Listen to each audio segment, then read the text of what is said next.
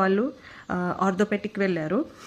So వాళ్ళు వెళ్ళారు కదా అని చెప్పి నేను కూడా జస్ట్ నీ పెయిన్ వస్తుంది కదా లైట్గా అని చెప్పి నేను కూడా చూపించుకుంటే just he confirmed ligament tear అనేసి. సో వెంటనే ఎక్స్రే కూడా రాయకుండా ఎంఆర్ఐ తీసేసుకోండి అని చెప్పేసి అన్నాడు. సో నేను ఎంఆర్ఐకి వెళ్ళిపోయాను. వన్ డే ఎంఆర్ఐ తీసుకున్నాను. మళ్ళీ రిపోర్ట్స్ పట్టుకుని నిన్న వెళ్తే ఆయన ఏమన్నారో తెలుసా? ఆయన ఏమన్నారంటే జస్ట్ రిపోర్ట్ చూసుకుని లెగ్మెంట్ టేర్ ఉంది, సర్జరీ అవుతుంది అండి, సర్జరీ కంపల్సరీ చేసుకోవాలి అని చెప్పేసి అన్నారు. నేనైతే చాలా టెన్షన్ పడిపోయాను. సర్జరీ ఏంటి, లెగ్మెంట్ టేర్ ఏంటి, అసలు యోగా కానీ మీరు ఎక్సర్సైజ్లు కానీ వాకింగ్ కానీ కింద కూర్చోవడం కానీ బైక్ డ్రైవ్ చేయడం కానీ అసలు ఏం చేయకూడదు, మీ లెగ్స్ చాలా సపోర్టివ్గా ఉండాలి అలా ఇలా అని చెప్పారు. ఓకే అనుకున్నాను. ఓకే లెగ్మెంట్ టేర్ ఉంది కదా అనేసి అనుకున్నాను. బట్ ఇంటికి వచ్చాక నాకు ఎందుకో భయం వేసింది. సర్జరీ అంటే we should go for second option అనేసి అనిపించింది.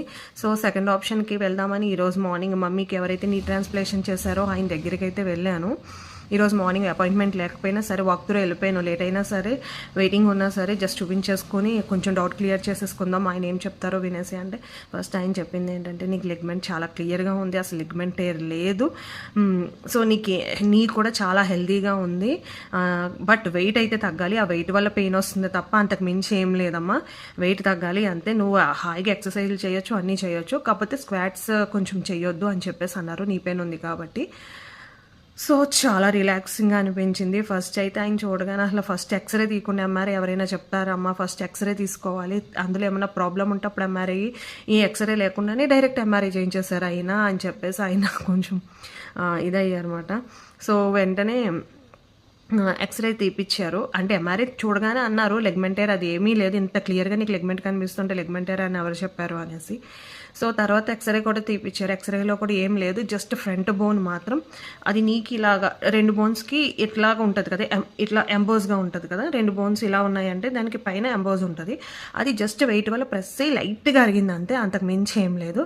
వెయిట్ తగ్గితే అవి ప్రాబ్లమ్స్ అన్నీ క్లియర్ అయిపోతాయి, అంతకు మించి ఏం లేదని ఒక్క ట్యాబ్లెట్ కూడా రాయలేదండి. నీకు పెయిన్ ఎక్కువ అనిపిస్తే పారాసెటమాల్ వేసుకో అండ్ ఒక జెల్ రాశారు, పెయిన్ జెల్, పెయిన్ అనిపిస్తే జెల్ రాసుకో అంతే, ఒక్క ట్యాబ్లెట్ కూడా ఇవ్వలేదు. సో అంత నార్మల్, ప్రాబ్లం ఏం లేదని చెప్పేసి అన్నారు. సో నాకు అప్పుడు అనిపించింది మనం చూపించుకునేది కూడా కొంచెం జాగ్రత్తగా చూపించుకోవాలి, ఒక ఎలిజిబుల్ అండ్ క్యాపబుల్ డాక్టర్కే చూపించుకోవాలి అనిపించింది నాకైతే. సో ఇన్ఫర్మేషన్ మీకు కూడా పనికొస్తుంది కదా అని చెప్తున్నాను. నేను ఇప్పుడైతే వెళ్ళింది ల్యాండ్మార్క్ హాస్పిటల్ అండి, కేపీహెచ్బి JN2 మెట్రో స్టేషన్ దగ్గరే ఉంటుంది landmark hospital. Doctor Sudheer Reddy, ఆయన చాలా బాగా చూస్తారండి. సర్జరీ అవసరమైతేనే సర్జరీ చెప్తారు, ఏదైనా అవసరమైతేనే చెప్తారు. ఈవెన్ ఒక ట్యాబ్లెట్ ఇవ్వడానికి కూడా ఆయన చాలా ఆలోచిస్తారు, అవసరమా సైడ్ ఎఫెక్ట్స్ అలా వేసుకోకూడదని